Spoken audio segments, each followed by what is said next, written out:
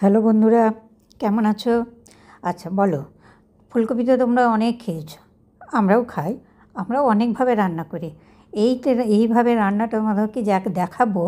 এই রান্নাটা মাছ মাংস যে কোনো জিনিস ছেড়ে দিয়ে ফুলকপি রান্না খেতে ভালোবাসবে। নমস্কার, আমি শিল্পী, হেলদি ফুড জন্য তোমাদেরকে স্বাগত করছি।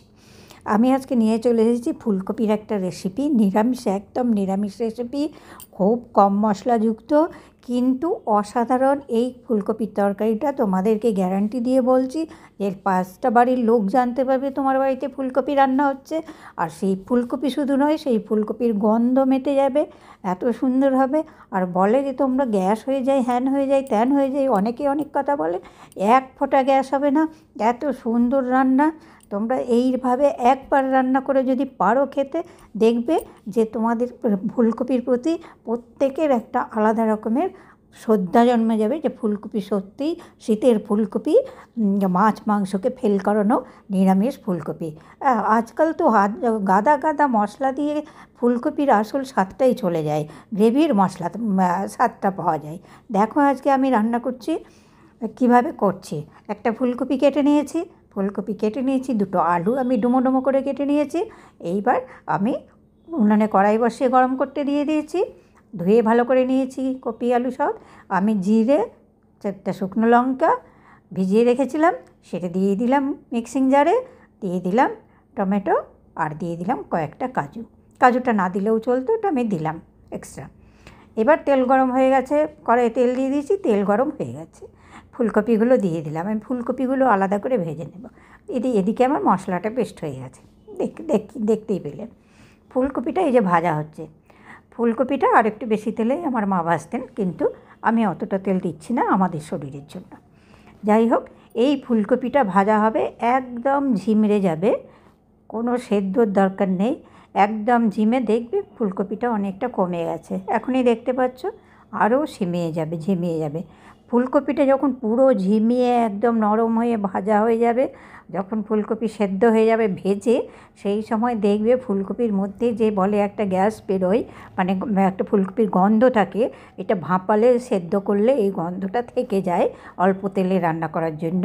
আর যে জার্মটা থাকে, জার্ম বলতে যে পেস্টিসাইড ইউজ করা হয়, সেইটা একদম তেলে ভালো করে ভেজে নিলে সেটা একদম সেগুলোর এফেক্ট চলে যায়।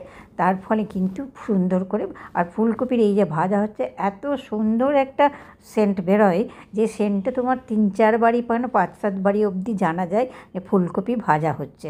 তখনই কিন্তু ফুলকপির প্রতি, খাওয়ার প্রতি একটা জন্মায়। হালকা পরিমাণে একটু লবণের, একটু হলুদ দিয়ে দিয়েছি। ফুলকপিগুলো আমার লাল করে মোটামুটি ভাজা হয়ে গেছে। আরও লাল করে ভাজা যায় আর একটু বেশি করে তেল দিয়ে, তো আমি আর একটু করলাম না, এটাই নামিয়ে নিলাম। দেখো তলে তেলগুলো কিন্তু অনেকটাই রয়েছে। এবার একটু তেল দিয়ে দিলাম। আলুটাও আলাদা করে তোমরা ভেজে তুলে নিতে পারো, আমি আলুটা আর আলাদা করে ভেজে তুলছি না, এই আলুর মধ্যেই মশলাটা দিয়ে দেবো, সেই জন্য। তো দিয়ে দিলাম জিরা, গোটা জিরে, শুকনো লঙ্কা, তেজপাতা দিয়ে আলুগুলো দিয়ে দিলাম। আমি আলুগুলোকে লাল করে ভাজার পর কিন্তু আমি মশলাটা ব্যবহার করব। সেই ক্ষেত্রে তোমরা মশলাটা, আলুটা তুলে মশলা কষে জল দিয়ে আলু আর কপিটা দিতে পারো। এবার আমি আলুটা আলাদা করে দিচ্ছি না, দিয়ে দিলাম আলুর মধ্যে একটু লবণ, আর দিয়ে দিলাম একটু হলুদ, দিয়ে আলুটাকে এবার লাল করে ভেজে নেব। ভাজতে কিন্তু যতবার ঢাকনা দিব, 2-4 মিনিট পর পর কিন্তু নাড়তে হবে। না, সবজি কিন্তু নাড়ার উপরেই নির্ভর করে। অনেকক্ষণ রেখে দিলাম, লাল করে দিলাম, সেটা নয়। যত নাড়া যাবে তাহলে চতুর্দিকটা, সবজির চতুর্দিকটা কিন্তু ভালো মতো ভাজা হয়ে যাবে। দিয়ে দিলাম মটরশুঁটি। এই যে যত নাড়া হবে, তত চতুর্দিকটা সুন্দরভাবে তাপ পাবে এবং নাড়া হবে। মটরশুঁটি দিয়ে বেশিক্ষণ ভাজবো না। এইবারে দিয়ে দিলাম মশলা দিয়ে দিয়েছি, যেহেতু মশলা আমি পেস্ট করেছি, মশলা এই কষার জন্য আমি কিন্তু জল দেব না। এইটা আমি একটু লো টু মিডিয়াম ফ্লেমে কষে নেব ভালো করে। কষে নিয়ে এবার কষাটা অনেকটাই হয়ে এসেছে, এবার আমি কপিটা দিয়ে দিব। কপিটা জলের ছাড়ার পর দেব না, জল দেওয়ার পর। তার কারণ হচ্ছে কপিটা কষবো মশলার মধ্যে, তার কারণ হচ্ছে মশলাটাও কপির ভিতরে একটু ভালো মতো ঢুকে যাবে কষার ফলে। তারপরে জল দেব। জলের পরিমাণ কিন্তু খুব বেশি দেব না, কেননা কপি ভেজে সিদ্ধ হয়ে গেছে, আলুও ভেজে সেদ্ধ হয়ে গেছে। কষিয়ে নিয়েছি, এবার গরম জল। এই গরম জল কিন্তু যে কোনো সবজিতে দিতে গেলে স্বাদটা একদম অটুট থাকে, অপূর্ব থাকে।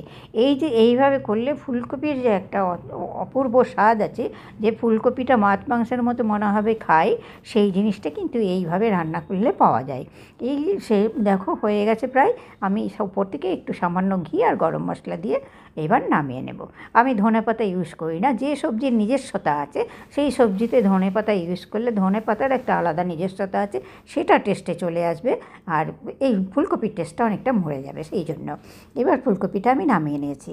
দেখো সুন্দর ফুলকপি রান্না হয়ে গেল। একটু একটু রস থাকলো, একদম শুকনো নয়, হয়ে গেছে রান্নাটি। যারা দেখছো নতুন, তারা প্লিজ চ্যানেলটা সাবস্ক্রাইব করে পাশে থেকো। ভালো লাগলে লাইক, শেয়ার, কমেন্ট করো। আর পুরনো বন্ধুদের অসংখ্য ধন্যবাদ। তোমরা ভালো থেকো, সুস্থ থেকো। পরের ভিডিওতে দেখা হবে।